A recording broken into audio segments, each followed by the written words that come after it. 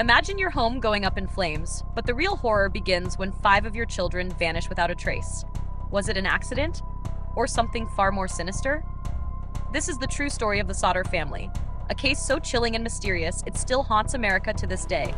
Stay with us as we unravel the clues, conspiracies, and shocking twists of this baffling case. It was Christmas Eve, 1945, in Fayetteville, West Virginia. The Sodder family home was filled with joy as George and Jenny Sodder celebrated with their 10 children. Late that night, the family went to bed, dreaming of the festivities to come. But in the early hours of Christmas morning, a fire broke out, quickly engulfing the wooden home. George and Jenny managed to escape with 4 of their children, but 5 of them, Maurice, Martha, Louise, Jenny, and Betty, were trapped upstairs, or so it seemed.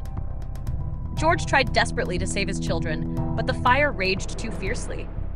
He smashed a window, cutting himself in the process, but couldn't find the ladder he always kept nearby. The family could only watch as their home burned to the ground.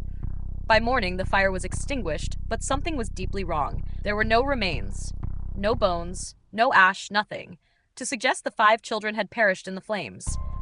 Experts later confirmed that even the hottest house fires leave behind some traces of human remains. As the Sodders began to investigate, more questions arose. A strange man had been seen watching the children in the weeks leading up to the fire. The phone lines to their home had been cut just before the blaze, and neighbors reported seeing a suspicious figure throwing something onto the roof, a theory supported by a small unexploded object found later. Jenny conducted her own experiments, burning animal bones to see if they would disintegrate completely. They never did. She became convinced her children hadn't died in the fire, but had been taken. Years passed, but the Sodders never gave up hope. In the 1950s, they put up a billboard near their home, offering a reward for information about their children. It showed their faces and asked the haunting question, "What happened to our children?" Then in 1967, Jenny received a photograph in the mail. It was of a young man who resembled her son Louis. The back of the photo read, "Louis Sodder. I love brother Frankie. Illil boys. A90132 or 35." The cryptic message raised more questions than answers.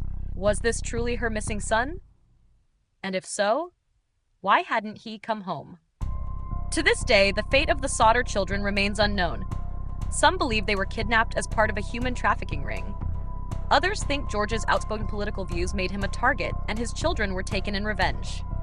The Sodder family passed away without ever learning the truth, leaving behind one of America's most haunting unsolved mysteries. What do you think happened to the Sodder children? Were they victims of a tragic fire, or was there something far more sinister at play? Share your theories in the comments below.